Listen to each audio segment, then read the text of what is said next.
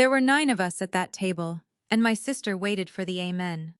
Then she slid a photograph across the placemat, face up, next to the gravy and said, "It's Grant's. Mom's known since Christmas. And be honest, Ensley, 31 on your salary? You'd still be filling out paperwork in 5 years." The photograph was an ultrasound. Grayscale, curled at one edge, the way they curl when somebody has carried them folded in a coat pocket for a day so they can choose the room. The top band was creased under and pressed flat. I found out in August what was printed on it. At the time, I only registered that she had folded it, and that she had folded it carefully. Nobody dropped a fork. That's the part I keep. 9 people and not one fork moved. My mother reached over and covered Kendall's hand with her own, the way she used to when Kendall was small and had done something she'd need help explaining. She didn't look at me. She looked at the ceiling fan and said, "It's out now. Thank God it's out." Grant didn't say anything. My fiancé of 5 weeks sat at my left with his knife balanced across his plate and studied the salt. And Wren, my niece, 9 years old, who has lived in my house since she was 5 and who calls me her second mom when no one else is listening. Wren was at the end of the table with a dinner roll in each hand. Kendall turned to her and used the voice adults use when they think a child is a prop. "You hear that, baby? You're getting a brother, so you can quit mooching off auntie. That's 3 things, if you're counting." My sister was pregnant by the man I was going to marry. My mother had known since December and had watched me hand a florist a deposit 2 Saturdays before. And my sister had said the word mooching to a 9-year-old about the only house that had ever kept her. I did not stand up. I want you to understand that I wanted to. There's a thing your body does when it decides you're going to scream, a lift in the ribs, a pressure behind the eyes, and mine did all of it. And then I put my thumb against the inside of my wedding ring finger and pressed until the nail went white, and it passed. I didn't stand up because Wren was watching me to learn what to do. So instead I picked up my phone, leaned over the ultrasound without touching it, and photographed the bottom corner. Not the baby, the corner. The strip along the bottom where the clinic prints the practice name, the date, the accession line, and the guarantor account the charges get posted against. I zoomed in until the numbers filled the screen. I checked the focus. I took a second one at a different angle because the overhead light was throwing a glare across the last 4 digits. Kendall laughed. "Wow, okay, she's taking a picture of it." I was. I turned the phone around and slid it, screen up, to the woman on my right. Roselle Whittaker is Grant's mother, and she was at that table because she had driven 90 minutes to meet the family of the girl her son was marrying, which was a thing she had asked to do 3 times before anyone let her.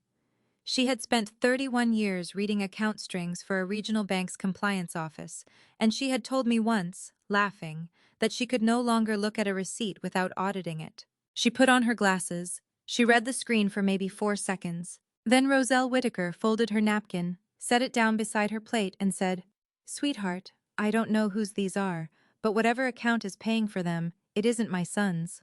The fan turned. My mother's hand was still on Kendall's hand and it had stopped moving, the way a hand does when the person attached to it is suddenly listening very hard. Grant looked up from the salt for the first time, and I looked at those 4 digits on my own screen. 8802. And I felt the floor of my life go out from under me in a way that had nothing to do with the man or the baby or the woman who shares my last name. Because I knew that number. I had been paying it $412 on the 11th of every month for 21 months. I'm going to tell you what that account was, and I'm going to tell you what it cost me to open it, and then I'm going to tell you what I did about it. But first I need you to sit at that table with me a minute longer, because everything that happened over the next 5 months happened because of what I decided in the 90 seconds after Roselle set down her napkin. I didn't say anything. I put my phone in my lap, face down. I picked up the serving spoon and I asked my mother if she wanted more beans. She said yes. Her voice came out wrong. "My name is Ensley Langford. I'm 31. I work night shift in a neonatal intensive care unit in Raleigh, and I have spent my professional life reading the paperwork that follows sick people around. Charge codes, guarantor lines, prior authorizations, the whole gray machinery nobody thinks about until it's holding their child.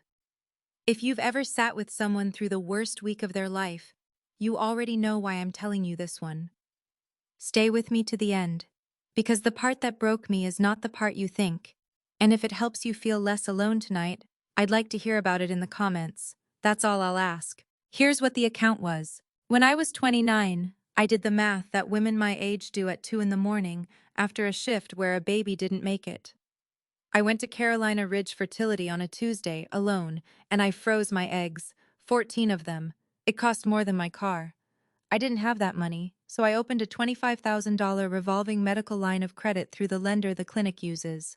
Beacon Health Lending, account ending 8802, and I set the auto pay at $412 a month, which clears it by the time I'm 34.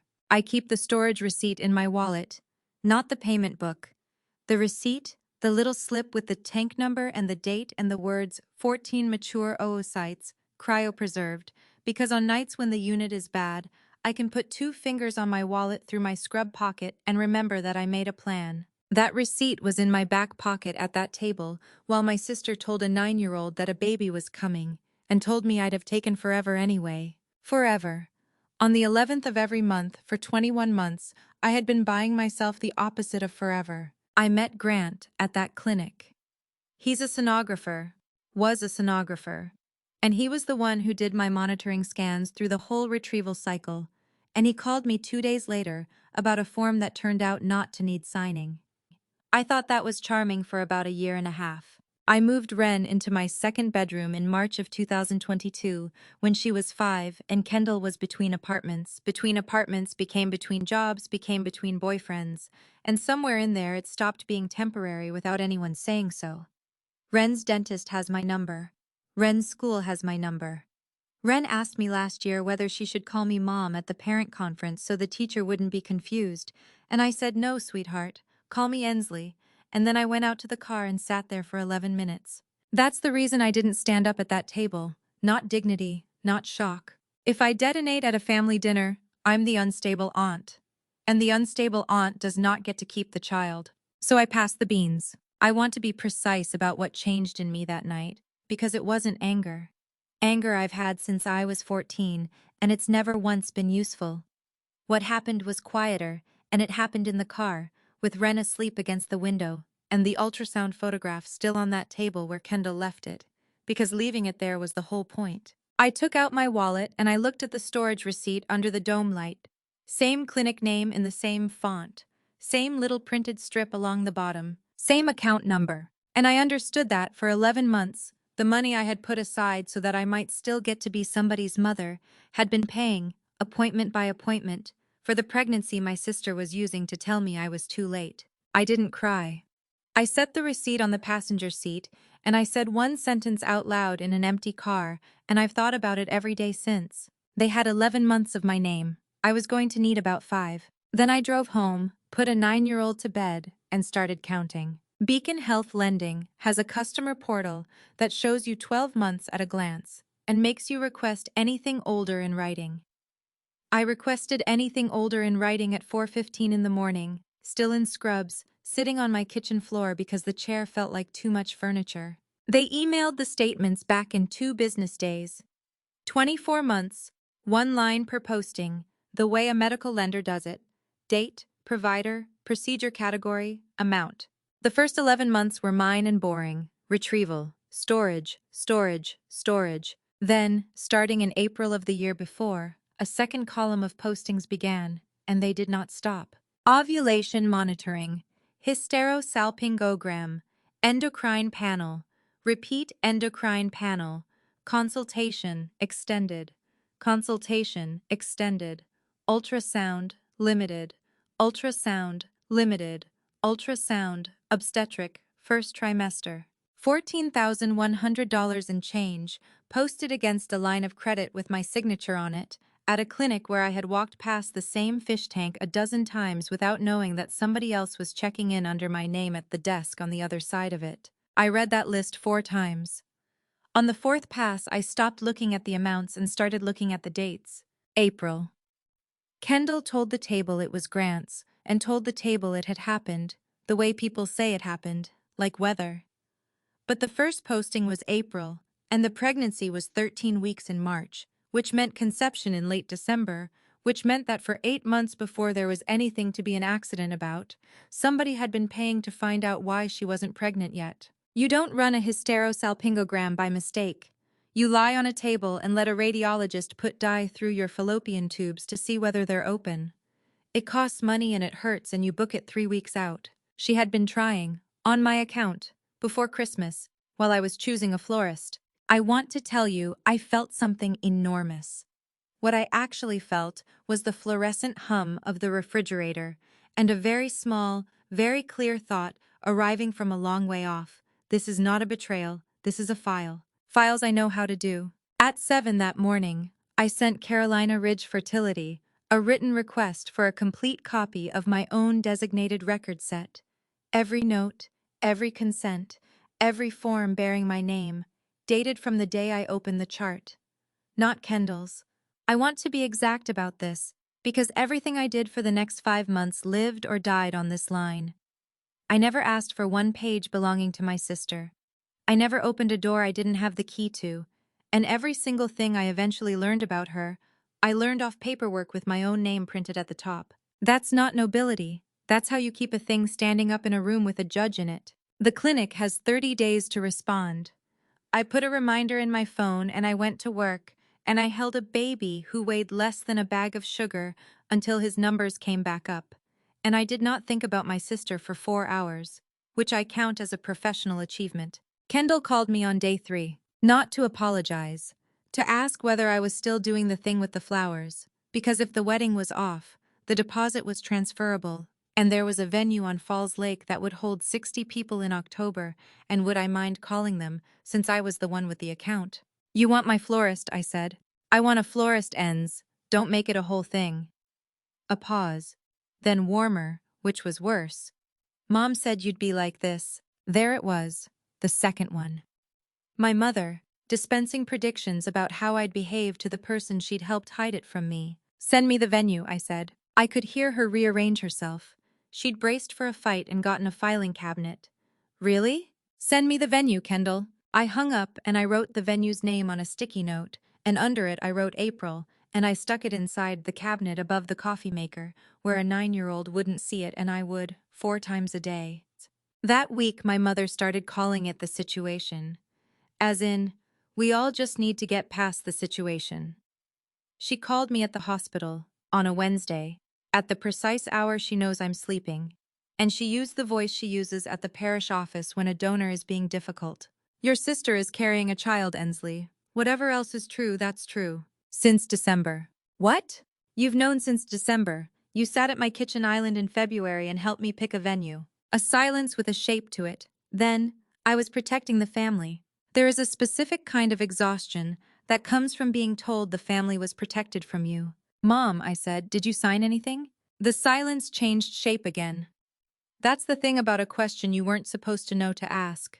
The pause is the answer, and then the words come in too fast and too many. Sign what? What would I sign? Ensley, I don't know what you think. Kendall needed help with a form. One time, she's my daughter. I'm not going to sit here and be interrogated about a form. Okay, I said. Okay? Okay, I'll see you Sunday. I hung up, and I opened the cabinet above the coffee maker, and under April I wrote she signed something. 2 open questions on a sticky note. Neither one answered. And a woman on the other end of the phone who had just told me a great deal more than she meant to, and who would spend the next 4 months telling everyone she knew that I had taken it all remarkably well. Sunday dinners continued. That is the detail people find hardest to believe, and it's the one I understand best now. They continued because stopping them would have been an announcement, and I was not making announcements. So I went. I sat in the same chair. I brought a pie. I watched my mother put her hand on Kendall's stomach in front of me, the way you'd rest a hand on a hood ornament, and I watched Grant learn how to look at me and Kendall in the same 3 seconds without moving his head, and I ate. Twice, Kendall pushed. Once about my age. The good thing about 31 is you've still got, what, a couple years. And once, badly, about Wren, in the kitchen, drying a plate she hadn't washed. She's getting big, Kendall said. She's going to want to be with her mom. I put the pie server down. When? I don't know. When things settle. She smiled at me over the plate. You've been amazing. Everybody says so. Everybody says so. I have thought about those 3 words more than any other sentence in this story. That night, Ren asked me, from the doorway of my room, whether she was going somewhere. I sat up. She had her backpack on.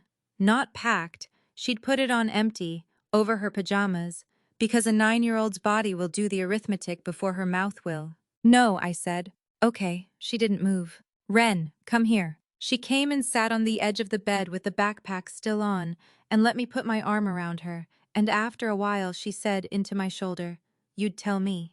"I'd tell you." She fell asleep like that, wearing it. I got her out of the straps at some point around 2 and hung it on her door and stood in the hallway for a long time. I have replayed that night more than the dinner. The dinner was theft. The hallway was the thing that made me stop being a person who was going to get through this. On the 18th day, the records came. 406 pages, in a banker's box, with a cover letter from the clinic's Release of Information office, confirming that this constituted my complete designated record set as requested. I put Ren on the school bus, made coffee, and opened it on the dining table at 8:10 in the morning, which is my 2 in the afternoon. Page 1 was my intake from 29 years old, my handwriting, my emergency contact, which was my mother, because that was a different life. Page 61 was not mine. It was a new patient fertility intake dated the previous April, in the chart bearing my name and my date of birth and the last 4 of my social security number, and in the box marked patient signature was a signature that had been practiced. Not copied, practiced. My sister has been signing my name since she was 11 years old on permission slips, and she still puts the loop on the E too high. Page 62 was a consent for treatment, and on page 62, in the box marked spouse or responsible party, was a signature I had seen on a mortgage pre-approval, a Christmas card, and the guest book at my grandmother's funeral. Grant Whitaker, dated April. 10 months before he asked my mother whether she thought I'd say yes. I sat there with my hand flat on that page for a while. Outside, somebody's sprinkler came on. Then I got up, refilled the coffee, and went and found a pen, because there were 344 pages left, and I had until the 11th of the month, when $412 would come out of my checking account and post, one more time, to whatever they were doing at that clinic under my name. It took me 9 hours to read the box, and I'm going to give you the short version, because the long version is 400 pages of a woman learning that she had been a set of numbers to her own family for 11 months. They had my insurance card. Not a copy. The number, the group, the plan year, all of it, entered at registration in April and re-verified in July and again in January. People ask me how a woman who reads charge codes for a living never saw an explanation of benefits. I went paperless in 2023. The member portal buries anything that posts nothing to the member, and every one of those claims routed its balance to a guarantor account, and a guarantor account does not generate a member statement. The plan had no reason to write me. The clinic had an address I'd moved out of in 2021. My employer's plan. The one attached to my badge. They had the last 4 of my social. They had my date of birth, my address from 2 apartments ago, and the emergency contact I hadn't updated since I was 29, which is why nobody at that clinic had ever called me about anything. Every phone number in the chart had been changed. Mine came out. Kendall's went in. My mother's stayed. There was a form on page 109 called a patient identity attestation. You sign one when your ID doesn't match your file. A name change, a lost license, a hyphen someone dropped. It says I attest that I am the individual named above. It has a line for a witness. The patient line had my name on it with the loop on the E too high. The witness line said Charlene Langford, and under it, in the box for relationship, my mother had written mother. She wasn't wrong. That's what I keep coming back to. Every word on that line was true. I made 3 copies of page 109 before I let myself have a feeling about it. There was a print of the March ultrasound in there too, filed the day it was taken. Across the top band, above the image, in 9-point type, Langford, Ensley, and my date of birth. That is the strip my sister creased under before she laid it on my placemat. The rest of the box was the machinery. 51 visits. 2 consents signed by Grant as spouse. A financial responsibility form pointing every dollar at guarantor account 8802.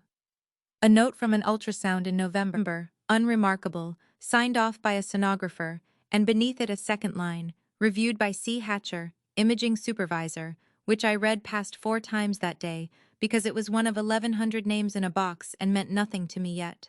And at the very back, in the administrative section that nobody thinks to redact, because nobody thinks about it at all, was a registration audit log.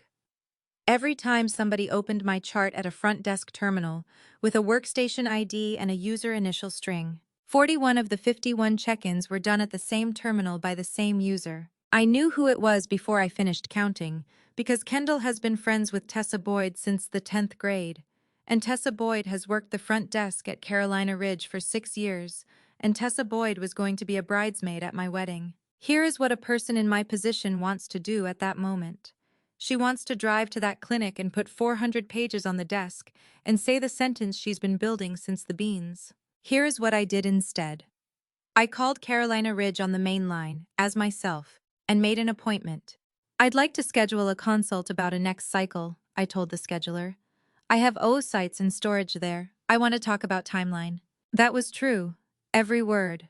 I had 14 eggs in a tank in that building, and a legitimate, documented, entirely honest reason to walk in the front door with a chart number. And the appointment they gave me was 7 weeks out, on a Thursday at 10:40, and it generated a record with a date on it, which is the only reason I made it a month early instead of the week I actually needed it. You don't get to improvise this part, you get to schedule it. Then I called Roselle Whitaker. We met at a diner off Capitol Boulevard, because it was halfway, and she got there first and had already ordered me coffee, which she had no way of knowing I take black, and got right. I've read your son's employment agreement, she said, before I sat all the way down. He emailed it to me 2 years ago to brag about the signing bonus. She turned her cup a quarter turn. There's a records integrity clause on page 4. He read it out loud at Thanksgiving. He thought it was funny. Roselle, let me finish, because I've been practicing. She looked at me the way people look at you when they're not going to cry in a diner. 31 years I read account strings for a bank. I've caught men stealing from their mothers. I have never once sat at a table and watched a whole family agree not to see a person. Her jaw went. You passed the beans. I have thought about that every night. I didn't say anything. I'm not going to help you hurt him, she said. I want you to know that. He's my son. I'm not asking you to. I know. She put both hands flat on the table. I'm telling you I'm not going to help him either. If somebody asks me what I saw, I'm going to say what I saw. That's all I've got and it's yours. Come to the shower, I said. She looked up. Second Saturday in May, at my house. Stand by the gift table and hand out plates and don't say one word to anybody. I need a person in that yard who isn't related to me. Roselle Whitaker thought about it for 4 seconds. Then she said, I'll bring a cake. That's the whole scene. 2 women and bad coffee. But I want you to hold on to it, because when the state of North Carolina eventually sat somebody down in a room with a recorder, it mattered enormously that a retired bank compliance officer with no dog in the fight had written down the date of a dinner. Meanwhile, my sister was throwing herself a baby shower. At my house. That was my mother's idea, and it was presented to me the way an invoice is presented, on a Sunday, in front of everyone, with the words, the yard is just so much better for it. 26 people. The second Saturday in May. I said yes. I need to be careful here, because I've thought a lot about what I owed myself in that moment, and what I owed the version of me you'd want to be watching. I said yes for one reason. On the second Saturday in May, my clinic consult was 19 days out, and my records request had not yet turned into anything a lawyer could hold. If I said no, I became a problem. If I said yes, I stayed furniture. Furniture gets left alone in rooms. So I mowed the yard, I borrowed folding chairs, I bought a tablecloth with lemons on it because Kendall sent me a photograph of a tablecloth with lemons on it. And on the 1st of May, 8 days before the shower, my sister asked me to co-sign a car. She did it in my kitchen, holding a printout from a dealership in Garner, while Ren did homework 9 feet away. It's a 4-year loan and it's basically nothing. And they said with a co-signer the rate drops like 3 points. I've been at the dealership's front desk since February. The manager loves me. No, I said. She blinked. It was, I realized, the first no I had said out loud since March, and she had genuinely not planned for it. Wow, okay, because of the thing? Because I'm not co-signing a car. You co-signed Mom's dishwasher. That was $200 and it was 6 years ago. She got very still, and then she did the thing she does, which is aim at the softest place in the room and pull. She turned toward the table where Ren was doing long division. Ren bug, you want to come see the car? It's got the screen in the back. Ren looked up, looked at me.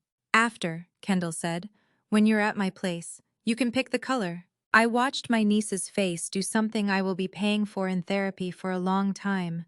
The little recalculation, the flat polite nod, the return to long division with her pencil pressed too hard. Kendall left. I did the dishes. I got Ren in the shower and read 2 chapters and turned off the lamp. Then I stood in my kitchen at 10 at night and opened the cabinet above the coffee maker and looked at a sticky note that said April, and she signed something, and I understood that I had been running this like a claim. Claims have appeal windows. Claims can be denied and refiled. Claims assume the other party is acting in good faith and will be embarrassed by evidence. My sister was not going to be embarrassed by evidence. My sister was going to take the child. I got the box down off the shelf. I got a legal pad. And I sat at that dining table from 10 at night until the sky went gray, and I did not write a letter to anyone, or a text, or a single word to any member of my family, because that night I stopped trying to be understood. By 6 in the morning, I had 4 things written down, in order, with dates. I didn't tell anyone. I didn't hint. I made pancakes because it was a Saturday, and Ren asked why I was up and I said I couldn't sleep, and she said, "You should try warm milk," with enormous authority, and I said I would. The shower was in 7 days. I had a consult in 26. The 11th of the month, when $412 would leave my account and go on doing what it had been doing since April, was in 9. I let it. That was the first genuinely cold thing I did, and I want it on the record. I looked at that auto debit, and I understood that every additional dollar it paid was one more line in an unbroken chain, and that a chain with a gap in it is an argument while a chain without one is a document. So I didn't stop it. I didn't add to it. I didn't call the lender, and I didn't call the clinic, and I didn't do one single thing. I just didn't reach out and turn it off. I'd like to tell you I felt clean about that. I sat in my car outside the hospital that night before shift with my hands on the wheel and asked myself, out loud, whether I was letting a pregnant woman dig because it was the truth or because I wanted to watch her dig. The honest answer took a while. It was both, and it doesn't change what the file needs. Then I clocked in and took care of somebody's son. 26 people came to my house on the second Saturday in May early because Kendall wanted it done before the heat. The lemon tablecloth looked exactly like the photograph. My mother ran it like a parish fundraiser. There was a table for gifts and a table for a game involving clothespins. And there was a chair on the patio with a paper crown taped to it. And there was a moment around 2 o'clock when I stood at my own kitchen window and watched my sister be loved by every person I am related to. At 2:30, Kendall put down her lemonade and clinked a fork against it, which is not a thing anyone does at a shower, and everybody turned. "I have one more announcement," she said. "And then I promise I'll shut up." She held out her hand toward the porch steps, where my niece was sitting with 2 other kids and a plate of grapes. "Ren bug, come here." Ren came. Kendall put both hands on her shoulders and turned her to face 26 people and pulled a folded t-shirt out of the gift bag at her feet and shook it open. Pink, glitter letters, Big Sister. "Because starting in June," Kendall said, "this one's coming home." The sound people make. It's not applause. It's that warm collective awe that a group makes when it has decided in advance to be moved. And my aunt made it, and my cousins made it, and my mother made it with her hand pressed flat against her collarbone. I watched Ren's shoulders go up under my sister's hands. I watched her take the shirt because it was being put into her hands, and there were 26 people watching, and I watched her say thank you. Then she asked where the bathroom was in her own house, and went inside. She was in there 11 minutes. I know because I stood outside the door for 9 of them, and when she finally opened it, her face was washed and her eyes were red, and she said, "It's fine, I'm fine, don't make it a thing," which is a sentence she learned from watching me. My mother came down the hall while I was crouched there. She looked at the 2 of us and she said quietly, so the yard couldn't hear, "Ensley, smile, people are looking at you." I want to be very clear about what happened inside me in that hallway, because it was not a decision. Decisions have alternatives. I stood up. I fixed my face.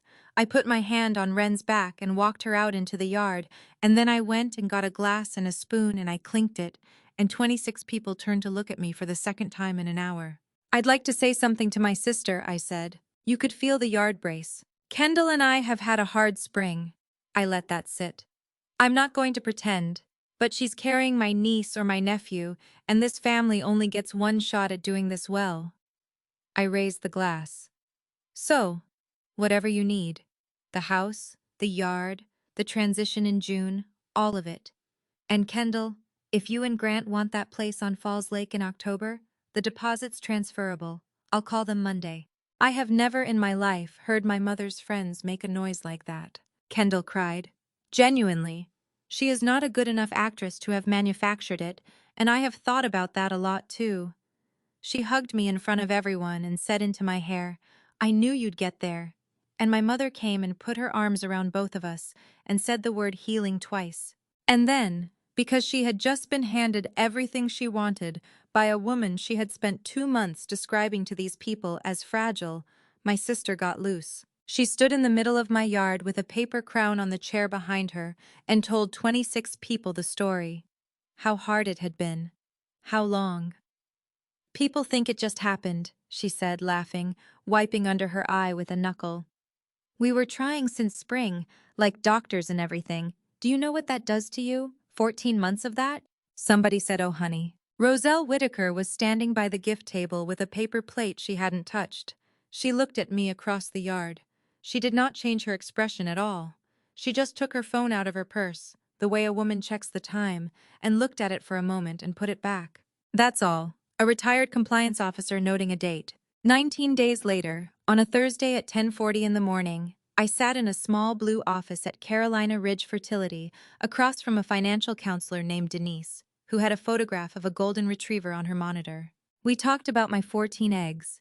We talked about timelines and what a transfer cycle costs now versus what it cost at 29, and whether I'd want to do it single, which she asked so gently that I nearly lost my composure for the first time in the whole story right there, over a laminated price sheet. Then she said, let me just check what's available on your financing line. She typed. Her face did the thing. Okay, so, your beacon line is at 22,900 of a 25,000 limit, and 16,300 of that posted in the last 11 months. There's not going to be room on it for a transfer cycle. You'd need to look at a second line or, I'm sorry, I said at 22,000? Mm-hmm. Denise, I've never had anything billed to that account except retrieval and storage. Storage is 600 a year. She looked at the screen. She looked at me. She was a decent person having a bad Thursday. Would you like me to print the itemization? Yes, I said. And I'd like to file a written identity dispute on this chart. Today, in this office. I'd like a reference number before I leave, and I'd like a copy of what I sign.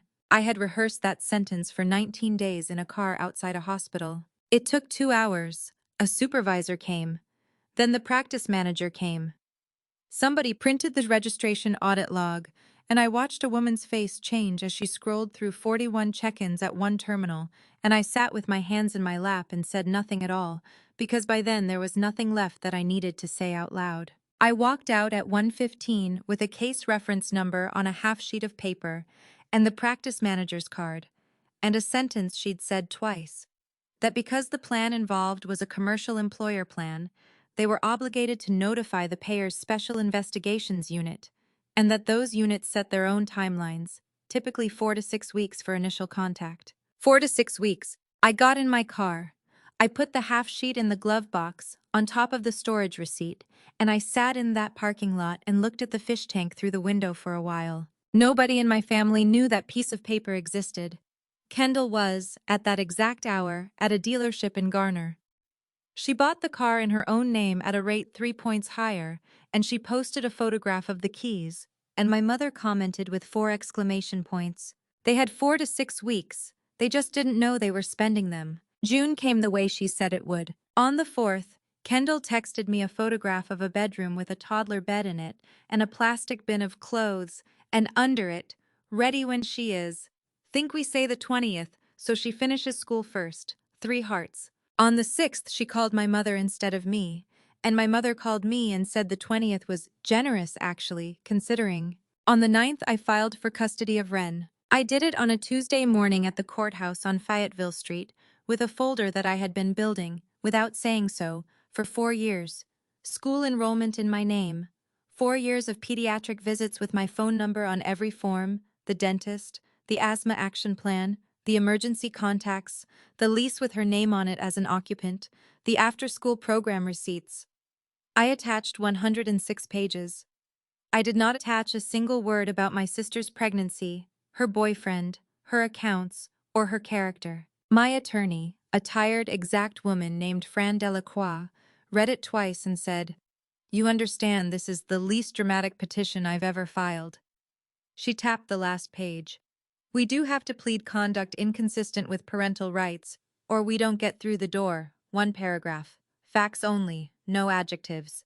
The school lobby and the announcement at the shower. That's the paragraph. That's the idea. It's going to be served on her at her home address. I know. She's going to think it's about the man. I said everyone does. Service happened on a Friday afternoon. I know exactly how it went because I got 11 calls in 40 minutes and I answered none of them. And then my mother drove to my house and stood on my porch and rang the bell for a long time, while Ren and I sat on the floor of the living room with the TV off. And Ren held my hand and neither of us said anything, and eventually the ringing stopped and a car door shut, and that was Friday. The voicemail my sister left that night is the only recording of her voice from that period that I still have, and I've never played it for anyone. In it, she calls me Baron. She uses the word twice. In between the 2 times, she says, "This is what I've been telling everybody about you for 3 months, and now they'll see it," which is a remarkable sentence to leave on a machine. Then, in the last 6 seconds, in a completely different voice, flatter, faster, like someone reading a note, she says, "And you need to unstop whatever you did with the insurance because Tessa called me." That was the first time I knew it had started moving. The Special Investigations Unit at my employer's plan administrator does not send you an email. It sends a letter, on paper, and it sends letters to everyone whose name appears on a chart, and it takes the 4 to 6 weeks it says it takes. And then all of them arrive in the same week because they were all generated by the same batch. Kendall got one at the address she'd put in my chart. Grant got one at his apartment. Carolina Ridge got one addressed to the practice manager and one addressed to its compliance officer, and Tessa Boyd got walked off the floor on a Wednesday and terminated on the Friday. I got one too. Mine was different. Mine said I had been identified as the potential victim of a fraudulent use of benefits, and asked whether I would be willing to sit for a recorded interview, and gave me a case number that matched the reference number on the half sheet in my glove box. I want to slow down here, because this is the exact place where a story like mine usually turns into a fantasy, and I refuse to let it. Nobody kicked a door. There was no van. Nothing was raided. What happened is that 8 or 9 letters went into the mail on a Tuesday, and a set of extremely boring institutional obligations woke up. A clinic obligated to review its registration practices, a plan administrator obligated to investigate a flagged claim series, a licensing board obligated to open a file when a licensee's name appears on a consent in a fraud referral. It's slow, it's paper, it takes months. And it does not stop. And it does not care that you are pregnant. And it does not care that your mother has known the pastor for 20 years. The window between the letters going out and anything actually happening was 6 weeks long, and I have never in my life watched people behave the way my family behaved in those 6 weeks. Because from where they stood, nothing had happened yet. A letter is not a consequence. A letter is a thing you can decide is a misunderstanding. So Kendall doubled down. She showed up at Ren's school on the second to last day of the year and tried to sign her out, and the front office would not release her because the front office had a file-stamped copy of my petition and a district policy about custody of record, and Miss Patty read both of them out loud. Kendall stood in the school lobby and told a school secretary, a woman named Miss Patty, who has worked there 19 years, that her sister was mentally unwell and infertile and had stolen her daughter. The school documented it. Of course they documented it. Schools document everything, which is a thing my sister has never once had to learn, because for her entire life the documenting has been done by other people on her behalf. That was on a Thursday. Fran took Miss Patty's incident report into a preliminary hearing in July. That's where the interim order came from. primary placement with me pending the final hearing, and my sister's time supervised. It is not a dramatic document. It is 2 pages, and it was the only thing standing between my niece and a car. On the Saturday, Grant came to my house. He stood on the porch with his hands out of his pockets, which is a thing men do when they've decided to be sincere, and he said, "Can I have 10 minutes?" I let him stand there. I did not open the screen door. Ensley, this got so far past what anybody meant. Nobody meant any of this. He looked at the mailbox instead of at me. The insurance thing was a mess-up. It was a front desk mess-up. Tessa put her in the wrong chart in April and it never got fixed, and then it was too weird to fix. You signed as my spouse in April, Grant. We got engaged in February of the following year. His face did a thing I'd never seen it do. That's a form, he said. It's 2 forms. He tried a different road. He said the SIU letter had gone to his licensing board. He said the board thing was automatic and stupid, and that if I sat for the interview and simply told them I'd been aware, that I'd let my sister use the coverage as a family arrangement, which people did, which was common. The whole thing would close in a month and nobody's life would come apart over a registration error. Then he said, "Your mom already said she'd write something." There it was, my mother drafting. I said, "You want me to tell the plan's investigators on a recording that I authorized it. I want you to tell the truth in a way that doesn't burn 4 people down." I looked at this man on my porch, whom I had been going to marry, who had signed his name in the box marked spouse on a chart with my date of birth on it, 10 months before he asked my mother for her blessing, and who was now asking me to commit the one crime I had been careful for 3 months not to come anywhere near. "No," I said. "Ensley, you've got until Tuesday," I said. "That's when I'm scheduled." I closed the door. That was the last conversation Grant Whitaker and I ever had that wasn't in a room with a stenographer in it. I sat for the interview on Tuesday morning in a conference room with 2 investigators, a recorder, and a box. It lasted 3 hours and 10 minutes. They asked me 80 questions and I answered all of them with dates. And when they asked whether I had ever authorized any family member to use my benefits, I said no. And when they asked whether I had ever accessed my sister's medical records, I said no. And they went back through the release letters and confirmed that every page in front of them had come out of a chart with my own name on it. The senior investigator, a man in his 60s with reading glasses pushed up on his head, closed his folder at the end and said something I've kept. He said, "Ma'am, I've done this 22 years. Most people bring me a feeling. You brought me a chain." I was being kind. But he was also telling me the truth about why it worked. And the truth is not flattering. It worked because for 15 months, on the 11th of every month, I kept paying. 3 weeks after the interview, a letter came from Carolina Ridge that had nothing to do with me and everything to do with me. It was a breach notification. A clinic is required to send you one when it determines that your protected health information went somewhere it had no right to go. Mine ran 2 pages and was written by a lawyer. The thing about a required letter is that it goes to everybody at once. Fran called me 11 days later. A woman in Wendell named Adeline Croft had opened hers, sat with it for a night, and started calling attorneys off a list, and the third one she reached had already heard the words Carolina Ridge that month and gave her Fran's number. She called me on a Sunday. Adeline Croft is 34 and drives a school bus and has a laugh that arrives about a half second before it should. We met at a coffee shop in Wendell with a broken door chime, and she brought a folder with a rubber band around it, and she put it on the table between us, the way you'd put down something you'd been carrying for a year and a half. $3,200 in collections. An account she'd never opened, at a clinic she'd been to exactly twice, for visits she'd never had. She'd disputed it 4 times over 18 months, always by phone, always with a different person, and every time they'd told her to send documentation, and she hadn't known what documentation was supposed to look like, because why would she? "I thought I was crazy," she said. "I thought I'd forgotten going somewhere. Do you know how insane that is?" I sat in my kitchen trying to remember appointments I never had. She'd been to Carolina Ridge twice, 6 years back, for a workup she never finished. Tessa Boyd checked her in both times. That's the whole connection. That's all it takes. I want to say something about that hour, because it changed what this was. Up until that coffee shop, I had been a woman fighting her sister. Everything I'd built to hold up in one room, against one person, for one child.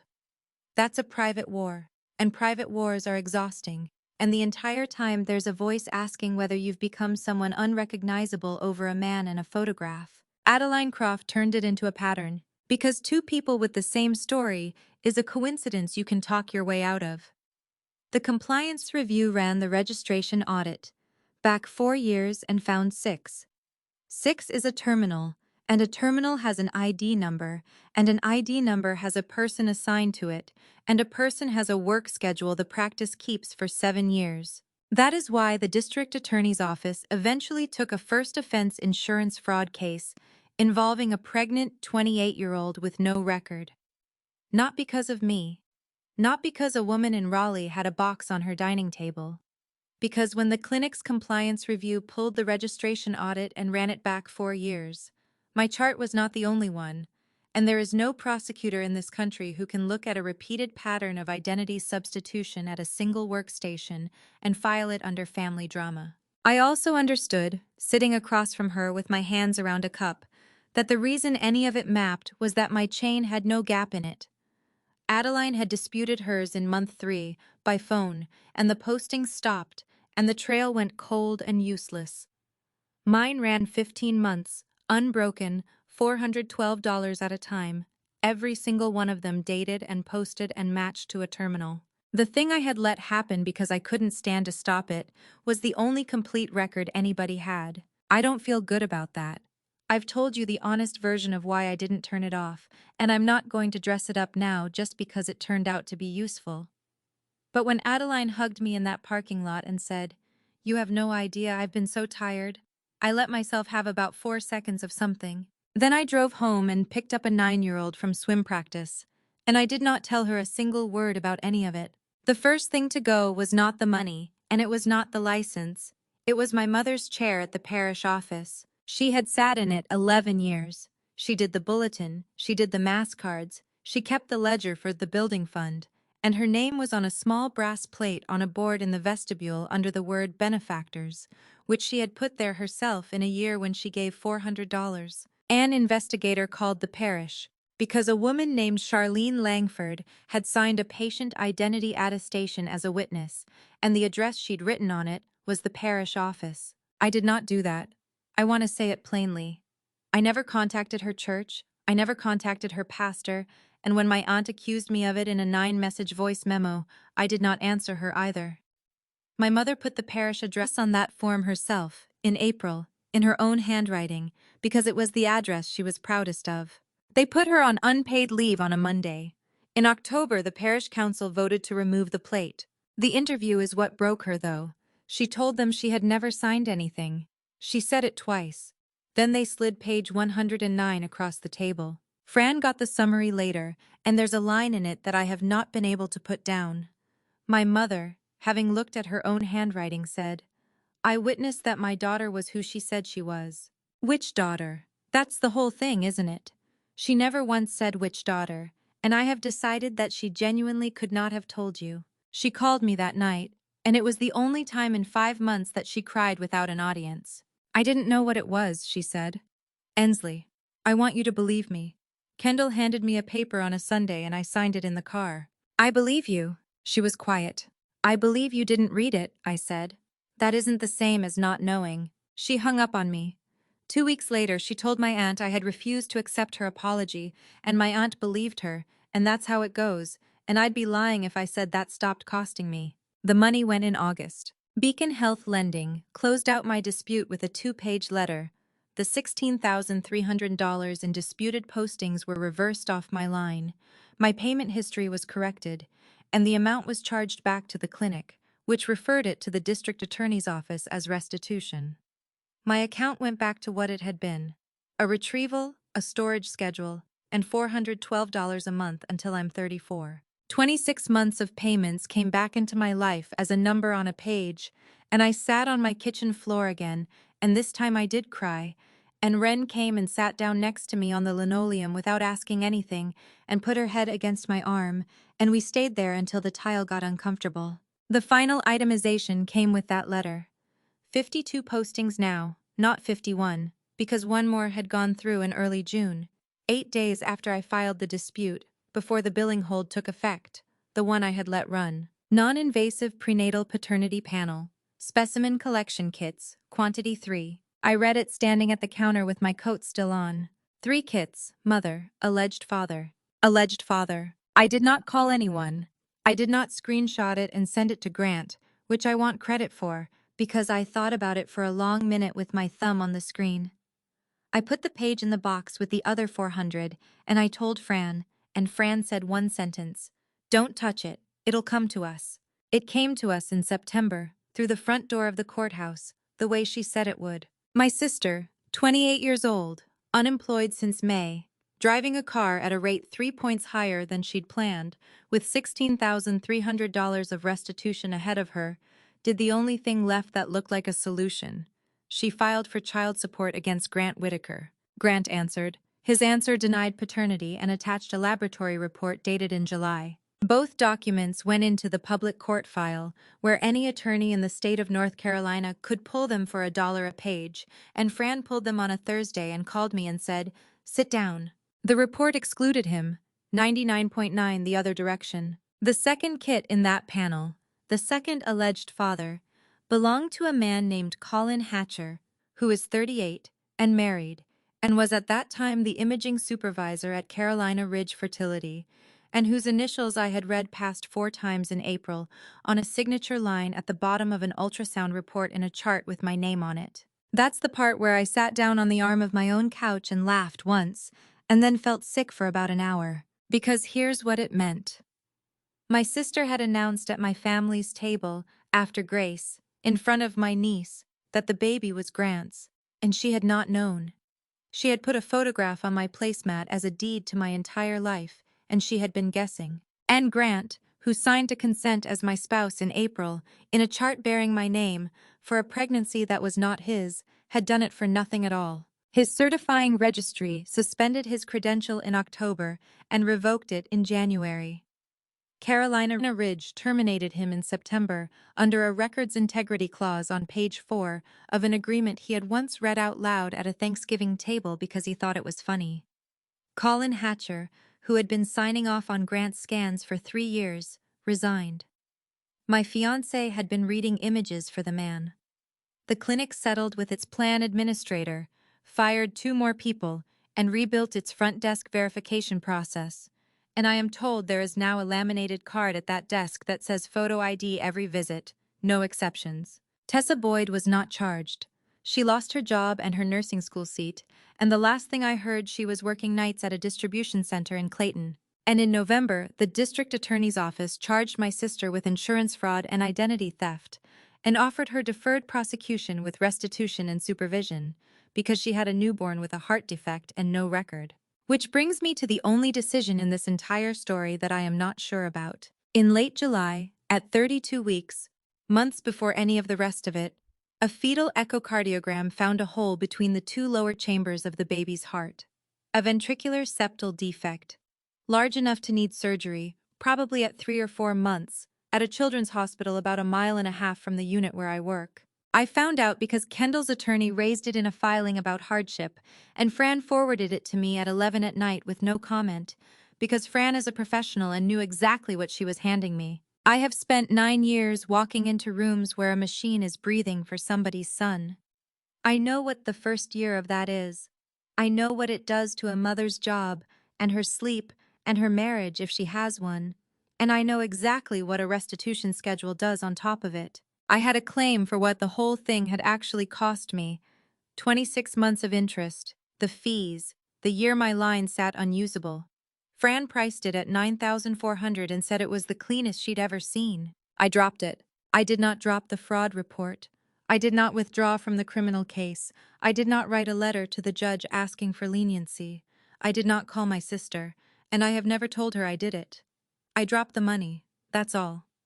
Fran filed a voluntary dismissal on a Wednesday and asked me if I wanted her to make sure Kendall's side knew who'd done it, and I said no. They'll assume you lost, she said. Let them. I'm not going to pretend that was pure. Part of it was that I did not want to be a woman who took money from a baby with a hole in his heart, and part of that is about the baby, and part of it is about who I have to be at 3 in the morning when I'm alone with myself. But I'll tell you the thing I actually thought, standing in my kitchen with that filing open on my phone. I thought somebody's going to be at that surgery. And I already knew it wasn't going to be my mother. They came to me one at a time that fall, and they all used the same argument, which is how I knew they had discussed it. My aunt came first, at the grocery store, by ambush, in the cereal aisle. My mother came second, at my door, with a casserole she had made, and could not put down, because I did not take it. Grant sent a 4-page email in November that I read once and did not answer. The argument was, you are punishing a baby. Not you were wronged and this is too far. Not even she's sorry. The argument was that a child who did not exist yet had become the reason that none of the adults who had done this should experience anything. My mother said it on the porch with the casserole going cold in her hands. That baby is going to need heart surgery, Ensley, and his mother is going to be in a courtroom because of a form. Because of 52 forms. You know what I mean. I did know what she meant. She meant that I had always been the one who absorbed things, and that the family had been built, load-bearing, on that assumption, and that I had walked out from under it in March, and the roof had come down, and this was therefore my doing. I said, Mom, I'm going to say one thing and then I'm going to go in. She waited. You didn't sign that paper because Kendall tricked you. You signed it because you have never once needed to know what a thing was, as long as it was for her. She stood there. Good night, I said, and I went in, and I watched through the window as she put the casserole down on my porch rail and walked to her car, and it stayed on that rail until it rained. Kendall's last attempt was in the parking lot outside the courthouse in December, before the custody hearing, and it was not an argument, it was worse. She had a 10-week-old at home and the scoured look of a person who had not slept since September, and she said, I'll drop everything, the support case, all of it. Just tell them you want me to have her. No. Ensley, please. Her face came apart. They're saying I might have to do a year of supervision. They're saying I have to pay it back. I have a baby with a hole in his heart, and you're standing there with your hands in your pockets. Kendall. She stopped. I have been standing here the whole time, I said. You just never had to look. Then I went inside, because it was 10 to 9 and Fran had asked me to be early. I want to tell you about the 6 weeks before that hearing, because that's where the guardian ad litem earned her fee. Wren had supervised visitation with her mother, 2 hours every other Saturday, at a family center with a woman named Ms. Ruiz sitting in the corner with a clipboard. Wren went. She'd get in the car afterward with her seatbelt on before I'd finished saying hi. On the 3rd Saturday in November, my sister told my niece, inside a supervised visit, 10 feet from a mandated reporter with a pen, that her baby brother was sick and that he might die, and that the reason there wasn't going to be money for the doctors was that Aunt Ensley had taken it all and had sent Grandma's church after her. Wren was 9. Miss Ruiz's report is 2 paragraphs long, and it is the most violent document I have ever read. It quotes my sister, and then it quotes my niece, who said, that isn't true, and then, can I be done? I read it in Fran's office. Fran watched me read it. When I put it down, she said quietly, do you want to add a claim? There was a version of that December where I did. I could have gone in asking to terminate my sister's parental rights, and I would have had the paper for it. The fraud, the school lobby, the visitation report, all of it in one stack. I sat in Fran's office for a long time. Then I said no, I want primary custody, a written schedule, and the visit supervised for a year, that's all. Fran took her glasses off. You understand that's less than you'll get. I'm not asking for less because I'm nice, I said. I'm asking for less because Wren is going to be 40 someday and she's going to look this up. That's the sentence I'd want on the record, if there is one. Everything I did from March to December, I did knowing a 9-year-old would eventually be able to pull the file. The hearing was on the 11th of December, which I did not arrange and have never gotten over. It took most of the day. Fran put in the school records, the 4 years of pediatric forms, the lease, the after-school receipts. She put in Ms. Ruiz's report. She put in the school lobby incident and the interim order from July. She called Roselle Whitaker, who drove 90 minutes and sat in a witness chair at 73 years old, and was asked what she had observed of the party's relationship with the minor child. Roselle said, I've been in that house twice. The second time, the child was told in front of 26 people that she was being moved, and everyone made a sound like it was lovely. The first time, the child's aunt was told she was too old to matter, and everyone kept eating. She looked at the judge. I spent 31 years reading records for a bank, Your Honor, so I'll say it the way I'd write it. In that family, one woman does the work, and another one does the announcing. Kendall's attorney did not cross-examine her. There was nothing to ask. My mother did not come. She had been subpoenaed by my sister's side, and she did not come. And my sister sat at that table alone with her hands flat on the wood, and I watched her understand, in real time, at 28, the thing I understood at 19, that the person who told you you were the favorite will not be in the room. I am not going to pretend I felt nothing about that. What I felt was not triumph. It was the specific vertigo of watching someone get taught the exact lesson you were taught, by the exact same teacher, and knowing you'd have spared her if you could have, and knowing you couldn't have. At 2:15, the judge said she wanted to speak with the minor child in chambers, with the guardian ad litem present and counsel excluded. They took Wren back through a door with a brass plate on it. It closed. Fran put her hand flat on the table, which is Fran for breathe. I sat in a courtroom in December with my hands in my lap for 19 minutes. And I thought about a 9-year-old in an empty backpack standing in my doorway in April, asking if she was going somewhere. The door opened at 2:34, and the guardian ad litem came out first, and she was not composed, and that scared me more than anything that had happened since March. The judge took the bench. She said she had spoken with the minor child, that the child was articulate and appeared unpressured, and that she was going to place 2 of the child's statements on the record because they bore on disposition. Then she read them. The first one was about me, and I'm going to give it to you the way she read it. Flat, off a legal pad, in a room with fluorescent lights. Wren had said, "She's the one who's there. She's been there the whole time, and nobody in my family ever says it out loud, so I'm saying it out loud." I did not make a sound. Fran's hand came over and closed on my wrist and stayed there. The second statement was the one that undid me, and it undid the courtroom, and I have come to believe it is the only genuinely good thing that anyone in my family did that entire year. The judge said, "The child asked this court not to cut her mother off. She asked whether there was a class." Kendall's head came up. She asked whether her mother could be made to take a class about how to be a parent, before anything else is decided. When the guardian asked her why, the child said, and the judge stopped and adjusted the pad and read it exactly. "Because nobody ever taught my mom. Grandma just told her she was good at it." I want you to understand what that did to that room. Because that is not a 9-year-old forgiving anyone. That is a 9-year-old in a building she had never been inside, in front of a stranger with the power to decide her life, performing an act of accounting so precise that it located the fault line in 3 generations of my family and named it in 9 words. Grandma just told her she was good at it. My sister put both hands over her face. And here is the thing that I did not expect and have thought about every week since. Wren's mercy is what made the ruling hard, because the judge took her up on it. She ordered a full evaluation and a 12-week parenting program as a condition of expanded visitation, which meant a court-appointed evaluator was going to sit in a room with my sister and take her apart with a checklist, which is far more thorough than anything my attorney would have been allowed to do. She ordered supervised visitation for a year with review. She ordered that any change be initiated through the guardian, not through the parties. And she granted me permanent primary custody with a decision-making clause for medical and educational matters. Then she looked at me over her glasses and said the thing that I had not known, until that second, that I had been waiting 9 years and 106 pages to hear somebody say, "Ms. Langford, this court has read your filings. There is nothing in them about your sister. There are 4 years of school forms with your telephone number on them." She took the glasses off. "This court sees what you have been doing. It has apparently been the only body that does. That's on the record now. That's it. That's the whole moment."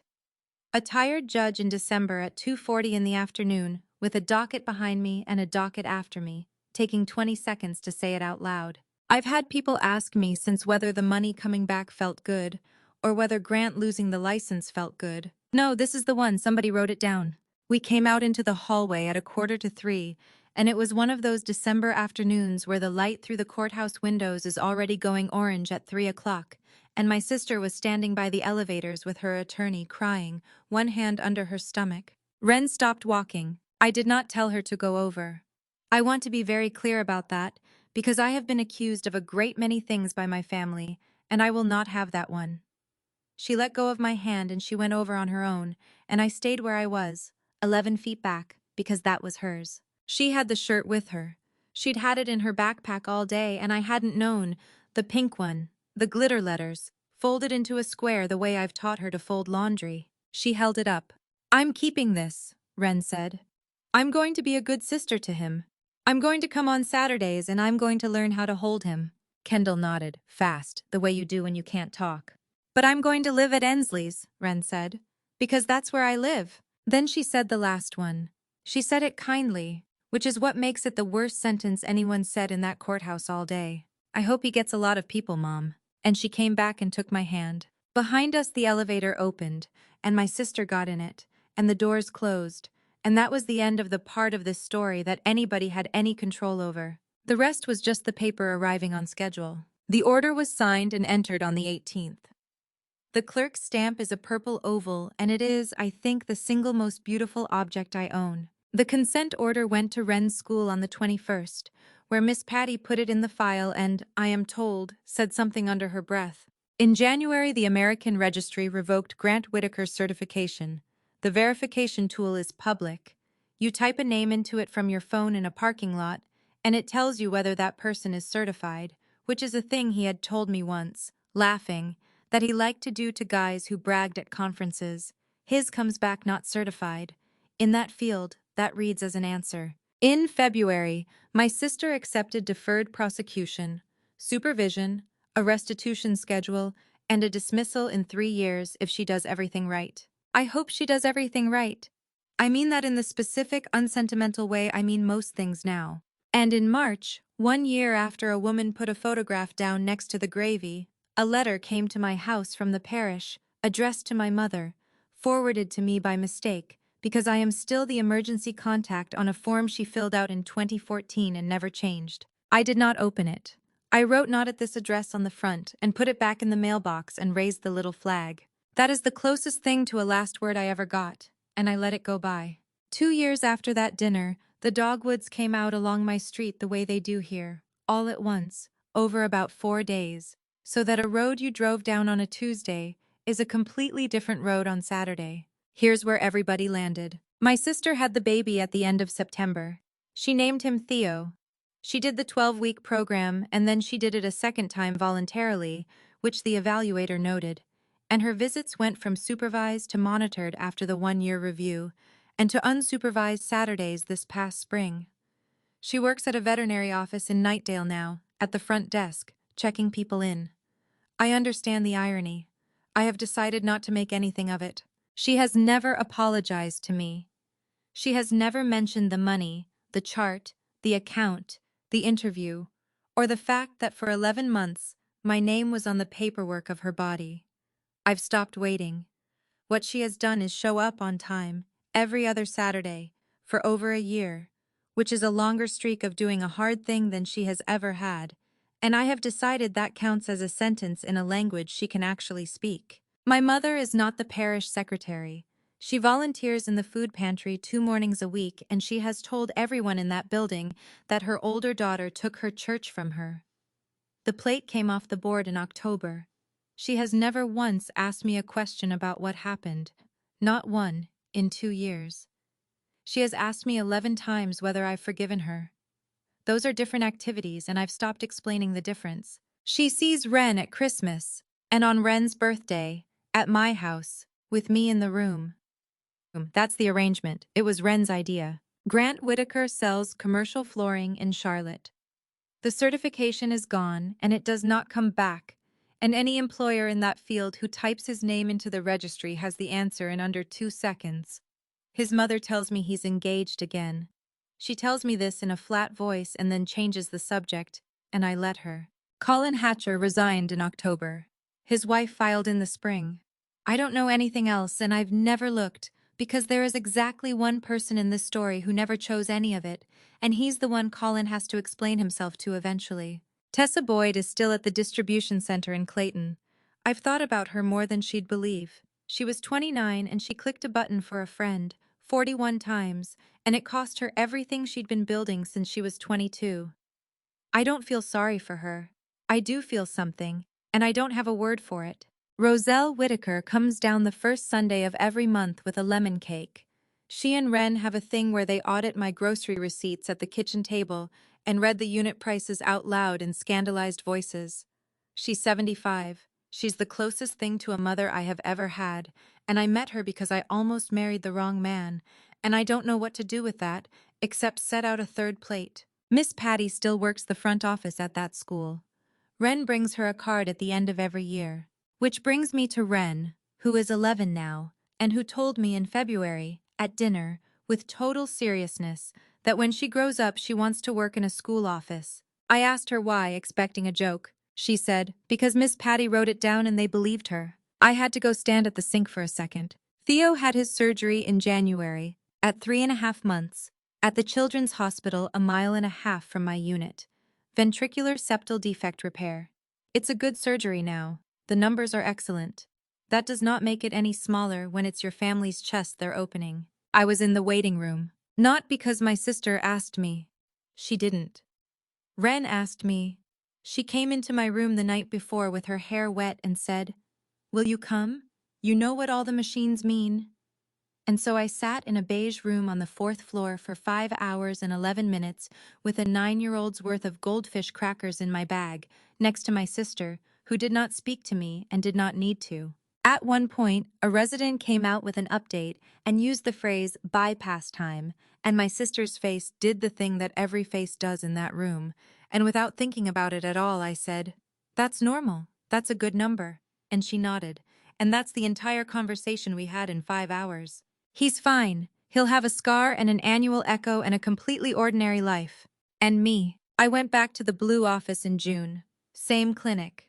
I thought about that for a long time, and then I decided that a building doesn't get to keep my 14 eggs, and my next 10 years both. Denise still has the golden retriever on her monitor. My beacon line is clean. The 16,300 came off in August and stayed off. I pay $412 on the 11th of every month, and I will until I'm 34. We talked about a timeline. I have not decided anything yet. That is not the ending I would have written for myself at 31, and I want to say the honest thing here rather than the satisfying one. I don't know if I get to be somebody's mother the way I planned at 29. What I know is that the choice is mine again. For 15 months it wasn't.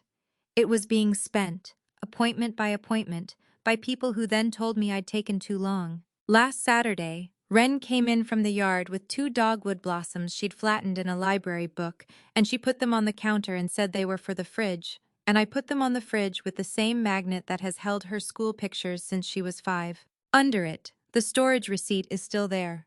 14 mature oocytes, cryopreserved. I moved it out of my wallet last spring. I don't carry it anymore. I don't need to know where it is at all times. I just like being able to see it from the sink. That's the whole story. Thank you for staying with me through all of it. I know it was long, and I know some of you were quiet the whole way because it was landing somewhere. Here's the only thing I'd want you to take. It wasn't the courage that saved me. I didn't have any that spring. I was a woman passing beans. What saved me was that I kept the receipt, and I let the account keep running, and I asked for my own file with my own name on it. And I let the slow, boring, unglamorous machinery do the part I couldn't do with a raised voice. If somebody in your family has decided you're the one who absorbs things, I'd like to know how you figured it out. Was it a hallway? A phone call? A number you recognized on a piece of paper you weren't supposed to see? Tell me in the comments. I read them, all of them, usually around 4 in the morning when the unit is quiet. And whoever you are out there tonight, being the reliable one, somebody sees it. Even if nobody in that room has said so yet. I'll be here next time.